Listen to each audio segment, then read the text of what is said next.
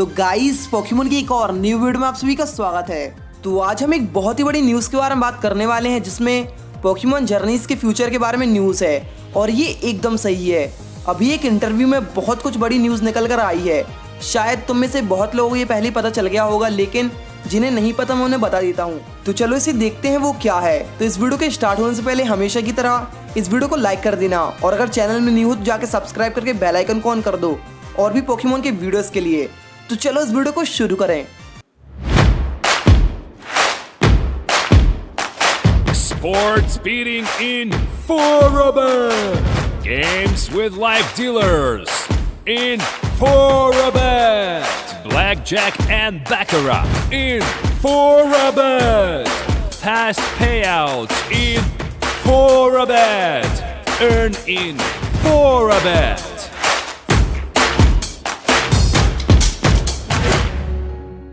तो गाइस अभी एक जापानीज मैगजीन के अगस्त के एडिशन में, जिसे पेश 2020 कहते हैं, उन्होंने अभी के पोकेमोन एनिमे के स्टाफ मेंबर्स के इंटरव्यू लिए हैं। तो फिलहाल तो हमारे पास में फुल इंटरव्यू की इन्फॉर्मेशन नहीं है, पर फिर भी किस्मत से कुछ बहुत बड़ी और कमाल की चीज़ पता चल गई है। और उस इंटरव्यू का सबसे इंटरेस्टिंग और इम्पोर्टेंट पार्ट था एक स्टेटमेंट जो शूही याशोडा ने दिया था। ये वही है जो पोकेमोन एनिमे में तब से काम कर रहे हैं जब से पोकेमोन एक्स एंड वाई की सीरीज आई थी। उसमें एक की एनिमेटर थे और पोकेमोन स्वॉर्ड एंड शील्ड और सन एंड मून दोनों में ही इन्होंने ही कैरेक्टर डिजाइन्स किए हैं। तो चलो उनके स्टेटमेंट को देखते हैं उन्होंने क्या कहा था। स्टेटमेंट ये रहा, जो कैरेक्टर्स पहले बताए गए हैं वो एक के बाद एक वापस आएंगे। वाओ, रियली ऑसम ना। ये स्टेटमेंट सच में बहुत खास है। इसे सुनकर ही मेरी हाइप बढ़ गई थी। ओह यस, वाओ यार, सच में ऑसम। और गाइज ये इसलिए क्योंकि शायद मेरे हिसाब से यहाँ पर ऐसा हो सकता है कि ऐश के पुराने साथी दोबारा वापस आए, जितने पहले कभी एक साथ नहीं आए थे। सभी दोस्त दोबारा मिले। और दूसरी पॉसिबिलिटीज ये है कि सिर्फ ऐश के कंपेनियन ही नहीं बल्कि उसके पुराने राइवल्स और कुछ जाने माने कैरेक्टर्स भी, जैसे पॉल, गैरी, ग्लैडियन, कुकी और मेरा फेवरेट अलान और बहुत सारे, सबके सब दोबारा वापस आएंगे। ऐसा पॉसिबल है। कुछ लोगों को कंपेनियंस को लेकर डाउट्स थे और मुझे लगता है ये सही भी है, क्योंकि अभी फिलहाल ऐश को सिर्फ एक ही चीज़ दिख रही है, कैसे भी लियोन तक पहुंचना। और ऐसा होने के लिए ऐश को बहुत सारे पावरफुल ओपोनेंट्स का सामना करना होगा। और मेरे ख्याल से तो वर्ल्ड चैंपियनशिप में सभी राइवल्स वापस आएंगे, क्योंकि उसके कंपेनियन जैसे मिस्टी, मे, क्लेमेंट, आयरिस, सेरीना, ब्रॉक, इन सभी के काम नहीं है यहाँ पर। लेकिन हाँ, राइवल से बैटल करके ऐश का रैंक ऊपर जाएगा, जिससे वो लियोन तक पहुंच सकता है। तो शायद ऐश के राइवल्स ही हैं वो जो वापस आने वाले हैं। पर फिर से अगर करंट एनिमे के इतने बड़े स्टाफ मेंबर्स ने ऐसा स्टेटमेंट दिया है, बहुत से लोग ऐश के पुराने राइवल से ज्यादा ऐश के कंपेनियंस के बारे में सोच रहे हैं। गाइज इससे पहले भी एक इंटरव्यू में सन एंड मून के प्रोड्यूसर ने एक स्टेटमेंट दिया था। उस स्टेटमेंट को देखने के बाद में सबके सब सोच में पड़ गए थे, क्योंकि उन्होंने सिर्फ स्टेटमेंट को देने के बाद में लास्ट में कह दिया था, please continue to watch sun and moon anime. तो हाँ, इसलिए इस स्टेटमेंट में बहुत सारे डाउट्स हैं। सन एंड मून के प्रोड्यूसर से ज्यादा मुझे याशोडा पर यकीन है, और इसलिए क्योंकि इस एनिमे का कॉन्सेप्ट ही कुछ ऐसा है। इसमें सभी रीजन्स को बताया है। ऐश हर एक जगह जाता है, पहले दिन से ही हमें ये बता दिया गया था।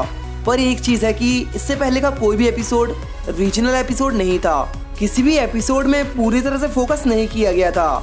मतलब ऐश जैसे वापस किसी भी रीजन में गया हो तो वहाँ पर उसे कोई भी कंपेनियंस नहीं मिले, वहाँ पर ऐसा कुछ भी खास नहीं हुआ। पर मेरे ओपिनियन में कोरिना वाले एपिसोड्स के बाद में सब कुछ बदल गया।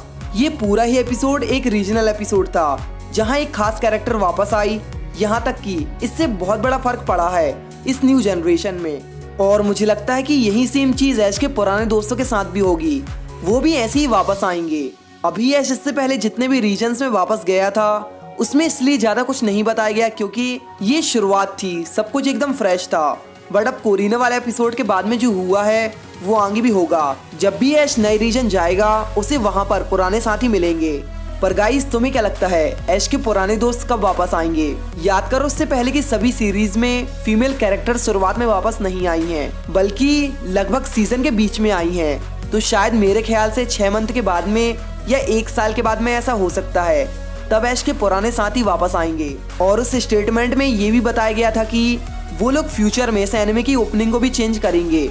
और एनिमे की ओपनिंग तभी चेंज होती है जब कोई नया आर्क आता है। तो मेरे ख्याल से ये इसका एक नया आर्क होगा जिसमें सभी कैरेक्टर्स वापस आएंगे, एक कैरेक्टर वाला आर्क। और गाइज यहाँ पर एक और पॉसिबिलिटी ये है कि यहाँ पर ऐश के पोकेमॉन्स भी एक के बाद एक वापस आ सकते हैं, जैसे कैंटो से चार्जार्ड और कालोस से ग्रेनिंजा। मुझे इस बात पर यकीन है ऐसा कुछ हो सकता है। सिर्फ राइवल्स और कंपेनियंस ही नहीं बल्कि ऐश के पोकेमॉन्स हमें दोबारा वापस देखने को मिल सकते हैं। वैसे तो अभी ऐश के पास में 5 पोकेमॉन्स हो गए हैं और लास्ट वाला भी बहुत जल्दी उसे मिल जाएगा, पर ये कुछ भी कंफर्म नहीं है वो उन्हें यूज करने वाला है या पुराने पोकेमॉन्स की कोई नई टीम होगी।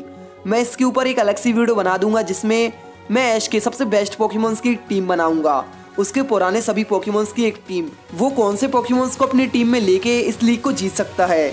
इस वीडियो के लिए मुझे बहुत सारी रिसर्च करनी होगी, पर गाइज मेरे पर्सनल ओपिनियन में मुझे ऐसा लगता है कि आखिरी बैटल पिकाचू वर्सेस चार्जार्ड की होगी, क्योंकि ये दोनों ही पोकेमॉन्स जायगेंटामैक्स हो सकते हैं और फिलहाल तो ऐश का सिर्फ एक ही पोकेमॉन पिकाचू ही जायगेंटामैक्स हो सकता है।